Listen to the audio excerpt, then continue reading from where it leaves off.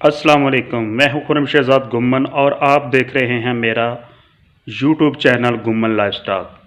कट्टों की फार्मिंग आपने किस तरह करनी है, छोटे कट्टे आपने किस तरह पालने हैं और किस तरह आपने हुकूमत पंजाब की तरफ से जो उनका एक पैकेज है कि उनका जो वजीफ़ा लगता है, आपने रजिस्टर्ड आपने अपने कट्टे किस तरीके से करवाने हैं, ये सब कुछ हम बताएंगे आज की वीडियो में। तो जिन दोस्तों ने अभी तक मेरा यूट्यूब चैनल सब्सक्राइब नहीं किया वो कर लें, और जिन्होंने ऑलरेडी किया हुआ उनका मैं तहे दिल से शुक्रगुजार हूँ। और अगर वीडियो पसंद आए तो लाइक और अपने दोस्तों से शेयर भी कर देना। तो जी नाजरीन, आपने कट्टों की जो फार्मिंग करनी है वो आज हम आपको बताएंगे। ख़रीद आपने किस तरह करनी है और फ़रोख्त आपने किस तरह उनको करना है और उनका आपको बेनिफिट क्या होगा और किस तरह के जानवर आपने ख़रीदने हैं।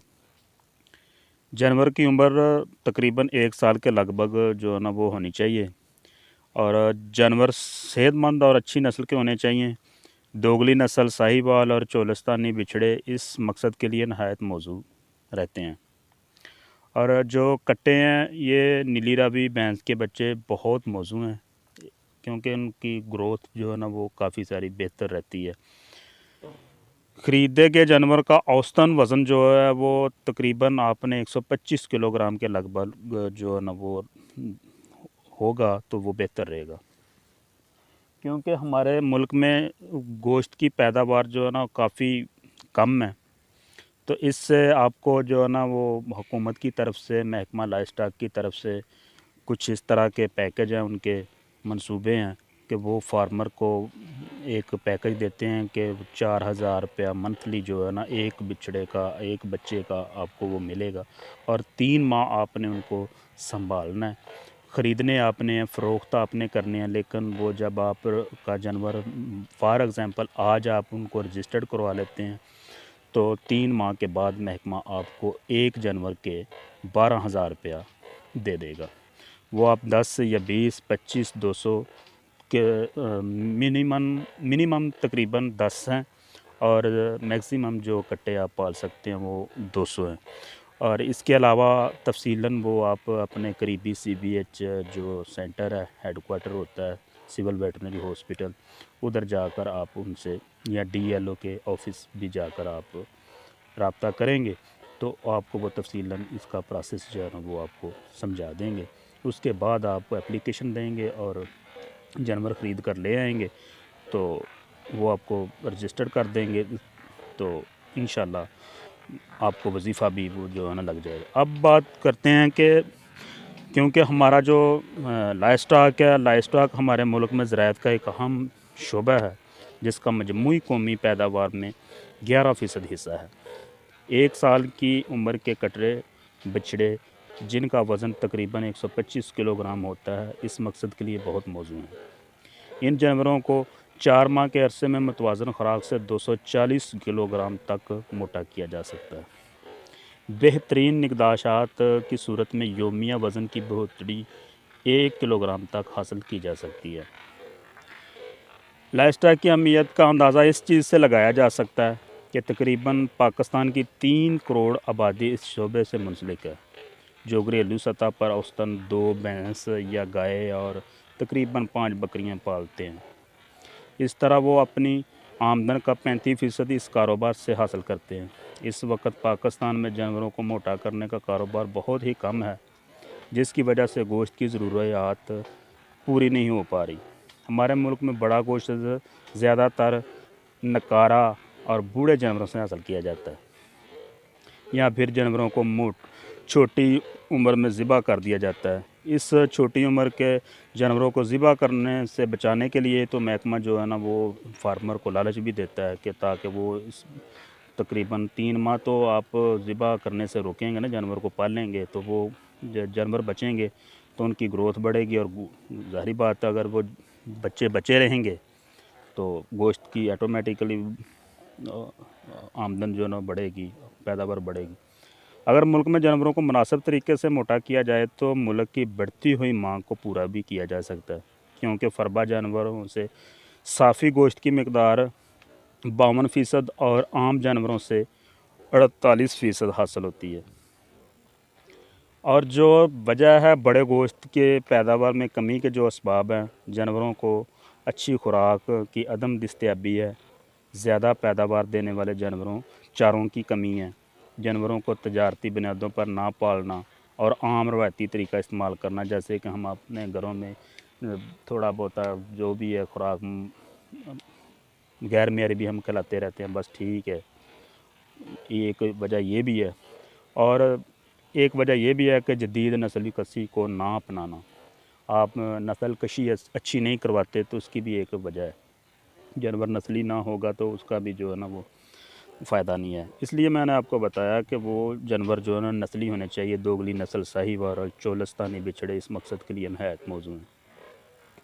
اب بات کرتے ہیں ہم ان کے خوراک کی۔ متوازن خوراک میں موسمی سبز چارے کے علاوہ بوسا، گندم، ملا ہوا راشن جسے توڑی بھی بولتے ہیں کھلایا جا سکتا ہے۔ راشن میں مندرجہ ذیل چیزوں کا ہونا بہت ضروری ہے، جیسے کہ آپ نوٹ بھی کر لیں، میں آپ کو بتاتا ہوں۔ کھال بنولا جو ہے یا کھال سرسوں کی ہے، یہ آپ نے 25% ہے، یہ فارمولا آپ نے بنانا ہے۔ کھال بنولا 25%، چوکر گندم 20%، مکئی 25%، شیرہ راب 25%، اور یوریا کھاد جو ہے وہ 1% آپ نے جو ہے نا مکس کرنی ہے۔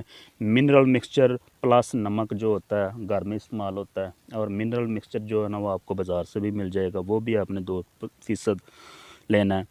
اور میز گلوٹن میل جو ہوتی ہے وہ بھی آپ کو مل جائے گی مارکیٹ سے، وہ 2%۔ اس طرح کا آپ نے ریشو بنا کر خوراک کا، تو آپ نے ان کو جو ہے نا وہ یہ راشن جو بھی آپ تیار کر لیں گے، اس کو آپ نے توڑی جو گندم کا بوسا ہوتا ہے اس میں شامل کر کے آپ کھلائیں۔ اور اس کے علاوہ جو آپ نے ان کو پالنا ہے، ان چیزوں کا آپ کو پتہ ہونا چاہیے کہ جو نئے خریدے گئے بچھڑے یا کٹے پہلے سے موجود جانوروں سے دور رکھنے کے لیے ایک علیحدہ احاطہ ہونا چاہیے، جہاں ان کو حفاظتی ٹیکے لگائے جاتے ہیں اور کرم کش ادویات بھی دی جاتی ہیں۔ جانوروں کا وزن کر کے ان کا مناسب ریکارڈ رکھا جاتا ہے، وہ بھی آپ نے رکھنا ہے۔ اس بات کا خاص خیال رکھنا چاہیے کہ صرف تندرست جانور ہی موٹا کرنے کے لیے منتخب کیے جاتے ہیں۔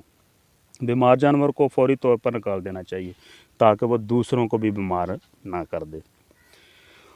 حفاظتی ٹیکے اور علاج معالجہ جو ہے نا وہ آپ نے، اگر آپ کے جانور رجسٹرڈ ہو جائیں گے تو وہ محکمے کی طرف سے ڈاکٹر حضرات بھی دیکھیں گے، ان کا میجرمنٹ بھی کریں گے، ان کی پیمائش بھی کریں گے اور ان کی دیکھ بھال بھی کریں گے اور آپ کو ہدایت بھی دیں گے۔ جانوروں میں حفاظتی ٹیکے اور ادویات کا استعمال وبائی امراض کو روکنے کے لیے انتہائی ضروری ہے۔ ہر نئے آنے والے جانور کو گل گھوٹو اور منہ کھور کے حفاظتی ٹیکے شیڈول کے مطابق ضرور لگوانے چاہیے تاکہ جانور ان بیماریوں سے محفوظ رہ سکیں اور وزن میں بہتر اضافہ ممکن ہو سکے۔ تو یہ والا کاروبار اگر آپ کر لیں گے تو آپ جانور خرید کر لے آئیں گے، تو فار ایگزامپل اگر آپ 12,000 روپے کا یا 18,000 روپے کا آپ ایک جانور خرید کر لاتے ہیں، آج لے آتے ہیں، اس کو 3 ماہ تک آپ اس کی کیئر کرتے ہیں، ان کی حفاظت کرتے ہیں، ان کو پالتے ہیں، تو آپ کو جانور 12,000 روپیہ آپ کو ایک جانور کا محکمہ دے گا، اگر آپ کا جانور رجسٹرڈ ہو جاتا ہے محکمے کی طرف سے۔